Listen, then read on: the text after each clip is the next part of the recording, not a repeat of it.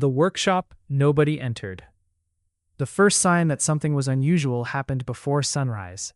A delivery truck rolled slowly through the industrial district, its headlights cutting through a blanket of fog that drifted low across cracked pavement and abandoned loading docks. Most of the old manufacturing buildings sat dark and empty, their windows boarded over, their signs faded by decades of weather. Only one building showed signs of life. A narrow workshop stood at the end of a neglected side road, tucked behind a row of overgrown cottonwood trees. The metal siding was weathered. The roof carried patches from repairs made years apart. A faded hand-painted sign hung above the entrance, Mercer Repair and Fabrication. The truck driver glanced at the address again. Something felt wrong. The package in the back wasn't the kind of shipment normally delivered to places like this. Still, the paperwork matched.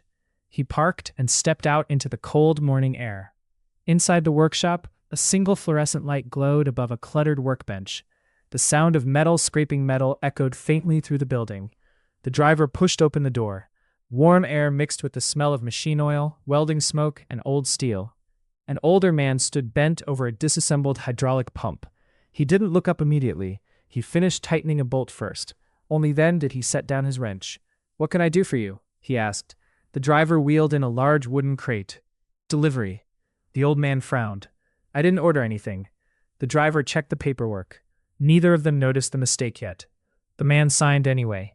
Mistakes happened, especially around here. The driver left. The workshop returned to its familiar silence. For a few moments, the crate sat untouched. Then the man walked over. His name was Elias Mercer. Most people in town knew him only as the mechanic who could repair equipment nobody else wanted to touch. Old tractors, broken pumps, factory machines whose manufacturers had disappeared years ago. When larger repair companies refused a job, it often ended up here. That reputation kept the lights on. Barely. Elias reached for a pry bar and removed the crate's lid. His expression changed instantly. Not dramatically, just enough. A small tightening around the eyes. A pause. Inside rested precision-machined components packed in protective foam. The parts were expensive, extremely expensive, far beyond anything normally found in his workshop. He lifted one carefully, turned it under the light, examined its surface. Then he quietly muttered something to himself. His fingers traced along an edge, a manufacturing flaw, tiny, almost invisible. Most people would never notice it. Even trained technicians might miss it. Elias carried the component to his workbench, pulled a notebook from beneath a stack of manuals. Measurements, angles, load calculations, moved possible quickly. Failure points, like someone revisiting a language he hadn't spoken aloud in years. Outside, rain began tapping softly against the metal roof. The sound blended with the hum of old machinery. When he finished, he stared at the page for several seconds. Then he closed the notebook, locked it inside a drawer, and returned to work, as though nothing unusual had happened. By 8 o'clock, the town had fully awakened. The diner near Main Street filled with regulars. Farmers grabbed coffee before heading to their fields. Construction crews discussed job sites. Retirees occupied the same corner booths they had used for years. Elias wasn't there. He almost never was. People saw him around town often enough, but few knew him well. He kept conversations short, polite, never unfriendly, just distant. If someone asked about his past, the discussion usually ended quickly. If someone asked why he never sold the workshop, the answer was always the same. Still got work to do. Nobody found that explanation particularly satisfying, especially now. The industrial district was changing. Developers had begun purchasing land throughout the area. Empty factories, storage buildings, old machine shops.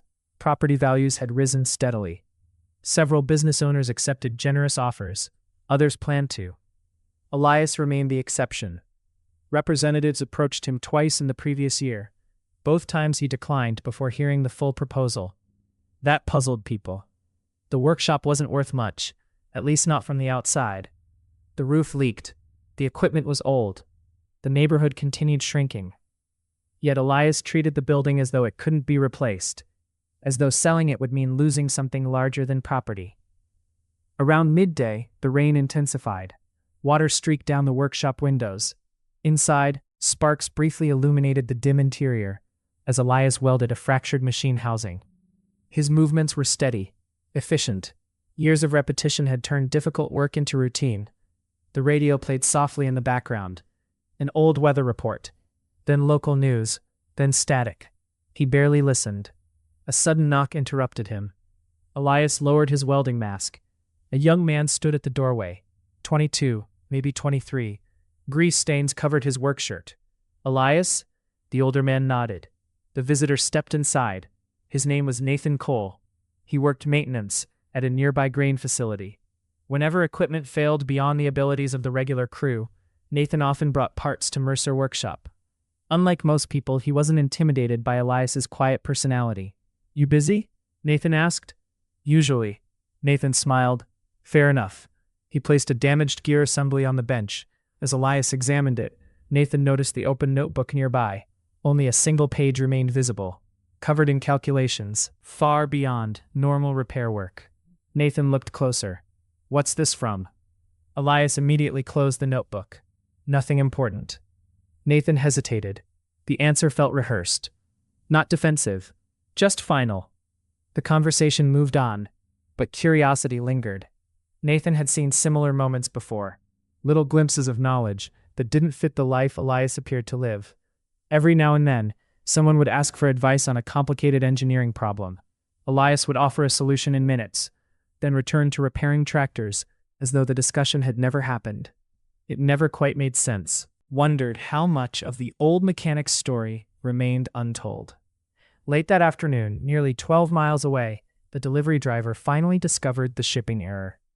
The crate had been intended for an advanced manufacturing company preparing a prototype system. Company officials were less concerned about the delay than they were about something else. A note, tucked inside the crate. A handwritten correction. Precise, technical, brilliant. The engineer reviewing it stared at the page for a long moment, then another. "Who wrote this?" he asked. Nobody knew.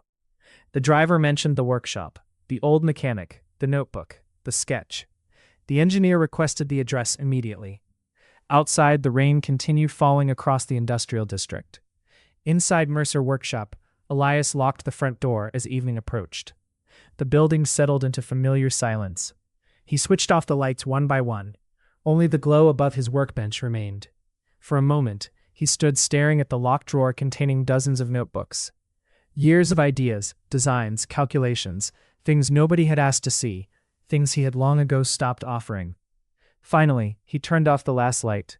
The workshop disappeared into darkness. Across town, nobody noticed. But beyond town limits, conversations had already begun, and before the week was over, people from 3 different countries would be searching for the man everyone else had overlooked. The blueprints hidden in plain sight. 3 days after the delivery mistake, Elias Mercer noticed the first visitor before the visitor noticed him. The man stepped out of a rental car parked across the street from the workshop. He wasn't dressed like a developer or a salesman. No polished shoes, no expensive suit. Instead, he wore a weatherproof jacket and carried a worn leather notebook under one arm. He stood for several minutes studying the building, not photographing it, studying it, as though he expected to find an answer hidden somewhere in the rusted walls and patched roof. Elias watched through the workshop window, then returned to his workbench.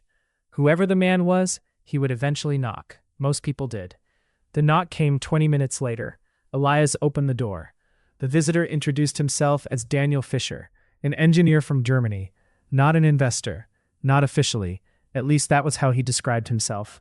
"I apologize for arriving unannounced," Daniel said. "I'm looking for someone who may have helped us solve a problem." Elias folded his arms. "You've got the wrong place." Daniel smiled slightly. "That's what I was told you would say." The conversation lasted less than 3 minutes. Elias refused to answer questions. Daniel left politely, but he didn't look disappointed. If anything, he seemed more certain than before. That unsettled Elias more than he cared to admit. Over the following week, more visitors arrived. A woman from South Korea, a manufacturing consultant from Canada, an engineering researcher from Chicago acting on behalf of a multinational industrial group. Each arrived separately. Each carried similar questions. Each left with very few answers. Word spread quickly through town. The diner conversations became more animated. People speculated constantly. Some assumed a major development deal was underway. Others believed hidden minerals had been discovered beneath the industrial district. One rumor claimed the workshop sat on land worth millions. The truth was far stranger, and nobody was closer to understanding it than Nathan Cole. Nathan had spent enough time around Elias to recognize when something was wrong. The older man had become distracted, not dramatically, just in small ways. He forgot tools where he normally wouldn't, missed details in conversations, stared out the workshop window more often. One afternoon, Nathan arrived with a damaged conveyor assembly from the grain facility. The workshop felt unusually tense. Several unopened envelopes sat on the workbench. Foreign postage stamps covered the corners. Nathan nodded toward them. "You're getting popular." Elias didn't look up. "I'm getting annoyed." Nathan laughed. "I'm serious. So am I." The answer ended there, but Nathan noticed something else. The locked drawer beneath the workbench was slightly open, just an inch. Normally, Elias treated it like a bank vault. As the older man stepped outside to answer a phone call, curiosity got the better of him. Nathan knew he shouldn't look. He also knew he probably would. The workshop remained quiet. Rain tapped softly against the windows. A welding machine clicked as it cooled. Nathan hesitated, then pulled the drawer open. Inside were dozens of notebooks. Not repair records, not customer invoices, engineering journals, years of them. Every page contained sketches, calculations, observations, and design concepts. The handwriting remained consistent across decades. Nathan opened one at random, then another, then another. His confusion deepened. Many of the ideas weren't related to repair work at all. They described industrial systems, energy efficiency improvements, fluid dynamics, manufacturing processes, mechanical innovations. Some concepts looked impossibly advanced. The notebooks felt less like personal notes and more like the private archive of an engineering department. Nathan heard footsteps outside. He quickly returned everything exactly where he found it. By the time Elias re-entered, the drawer was closed. But the question remained, who exactly had he been working beside all these years? That evening, nearly 5,000 miles away, a video conference connected engineers across 3 countries. The topic wasn't a corporation or a new product launch. It was Elias Mercer. Documents appeared on screens, old patent records, research papers, technical reports, design archives. A pattern had emerged. For years, certain engineering concepts had appeared throughout industrial projects in different parts of the world. Nobody had ever identified a clear origin. The ideas seemed to surface independently, yet the mathematical fingerprints remained remarkably similar. Now the correction note from the shipping crate had revealed something unexpected. The same thinking, the same problem-solving approach, the same unique engineering logic. One participant summarized the growing theory. If we're right, this man has been solving problems decades ahead of everyone else. Silence followed, not because the claim sounded impossible, because it sounded increasingly likely. Back in town, another piece of the puzzle emerged. A former factory supervisor named Richard Vance arrived unexpectedly at the workshop. Elias hadn't seen him in almost 30 years. The sight alone was enough to stop him cold. Richard looked older, thinner. The confidence he once carried had faded. For several seconds, neither man spoke. The workshop suddenly felt smaller, heavy with history. Richard glanced around. "Still smells the same." Elias returned to his workbench. "What do you want?" The question carried no anger, only distance. Richard took a slow breath. "I heard people were looking for you." "They found me." "Elias." The older mechanic kept working. Richard stared at the concrete floor before continuing. "You should have gotten credit." The grinding wheel stopped. For the first time, Elias looked directly at him. Years seemed to compress into that single moment. Old wounds, old disappointments, old decisions. Neither man needed to explain what they were discussing. They both remembered.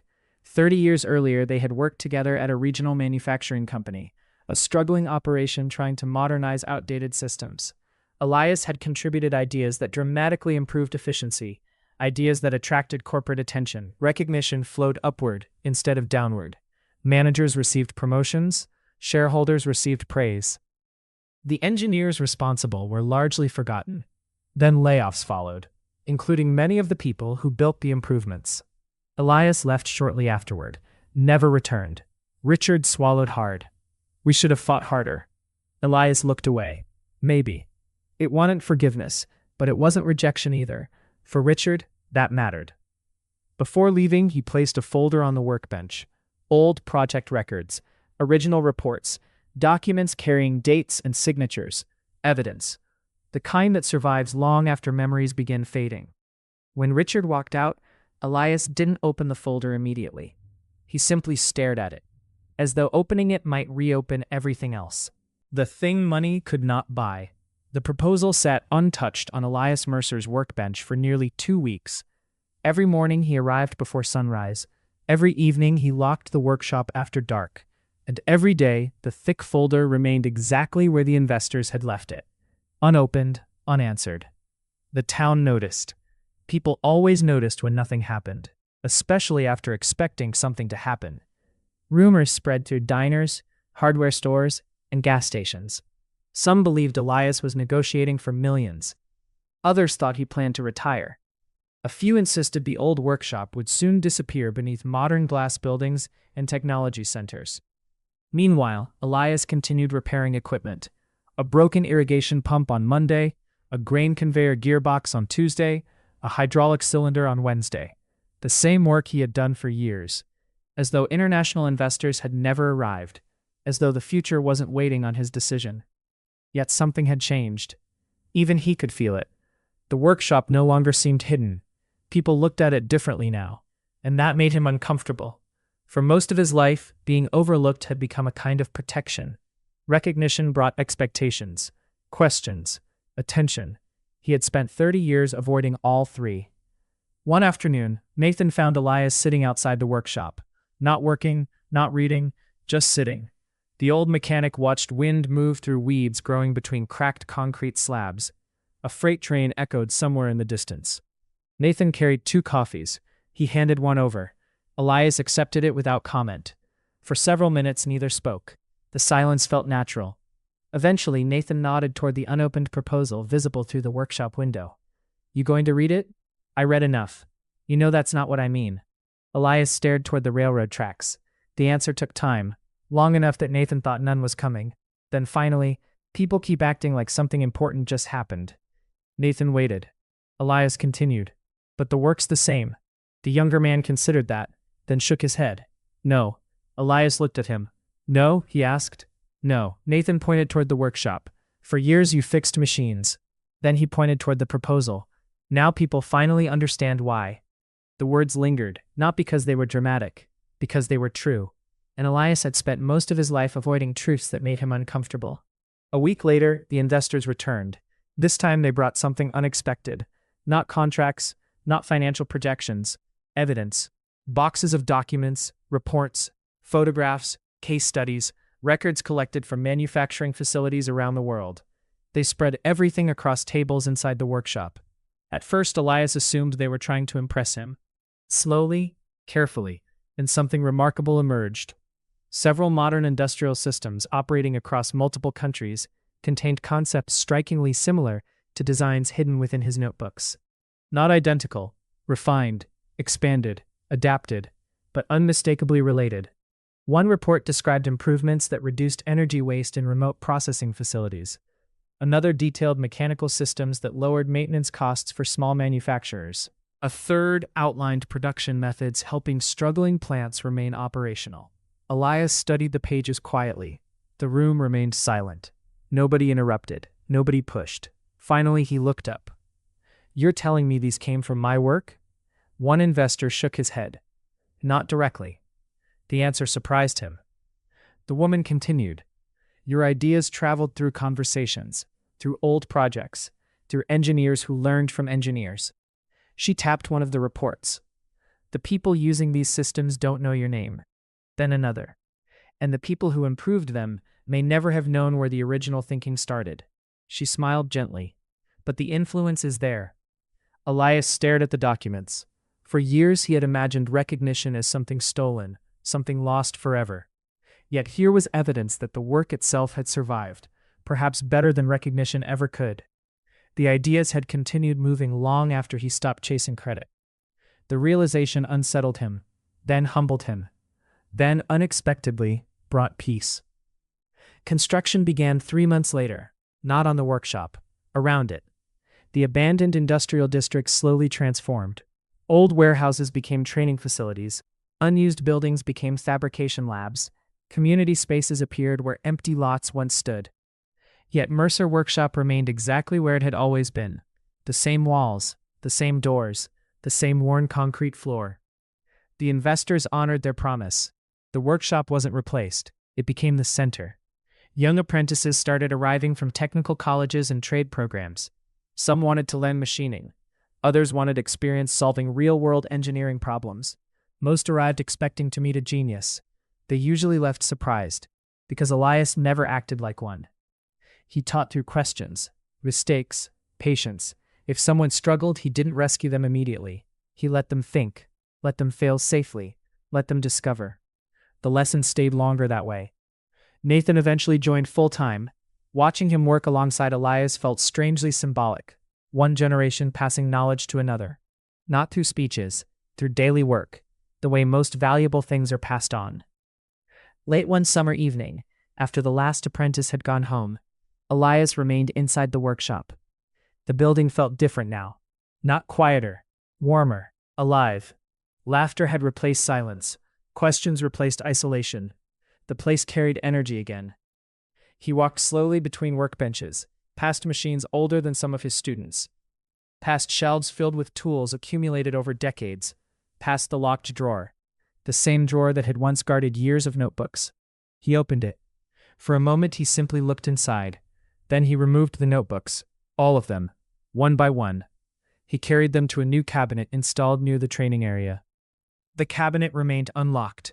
No ceremony, no audience, just a simple action. Yet it felt larger than any contract he had signed. For 30 years, those notebooks represented retreat, protection, distance. Now they represented something else: trust. As autumn arrived, visitors continued coming from around the world: engineers, researchers, students, business leaders. Many wanted meetings, some wanted partnerships, others simply wanted to see the workshop they had heard so much about. The attention never completely stopped feeling strange, but Elias learned to live with it. What surprised him most was how little the recognition mattered compared to what happened inside the building each day. One evening, after everyone else had left, he stepped outside and locked the front door. The sky glowed orange with the last light of sunset. Across the district, lights shone through buildings that had once stood abandoned. The air carried distant sounds of machinery and conversation. Life had returned. Elias looked up at the sign above the entrance. #Chapter 4, The Apprentice Who Asked the Wrong Question. Winter arrived slowly. The first snow of the season didn't fall all at once. It drifted down in thin, uncertain flakes that melted on contact with the warm metal roofs scattered across the industrial district. From the outside, Mercer Workshop looked much the same as it always had: the same patched roof, the same faded walls, the same gravel parking lot. But inside, everything felt different. Machines that had once sat silent now operated daily. Workbenches stayed occupied. Coffee cups accumulated beside notebooks filled with sketches and calculations. Voices echoed through rooms that had spent years listening only to the hum of old equipment. Elias Mercer still arrived before everyone else. Some habits survived every chapter of life. Each morning he unlocked the front door before sunrise. He switched on the lights one row at a time. He inspected machines, checked tool cabinets, made coffee. The routine grounded him. The attention never really had. Recognition had changed his circumstances. It hadn't changed who he was, and he preferred it that way. The apprentices learned quickly that Elias rarely gave direct answers. When they asked how to solve a problem, he responded with questions. When they asked for instructions, he pointed them toward principles. It frustrated some of them. Others eventually understood. Knowledge earned through struggle lasted longer than knowledge handed over.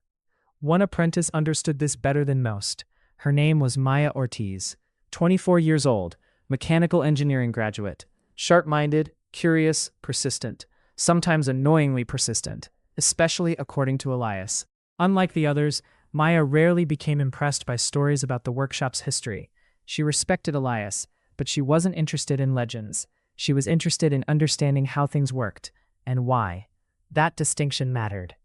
One snowy afternoon, she found herself alone with Elias, while the rest of the apprentices attended a training seminar across town. The workshop felt unusually quiet. Only the rhythmic ticking of an old heater broke the silence.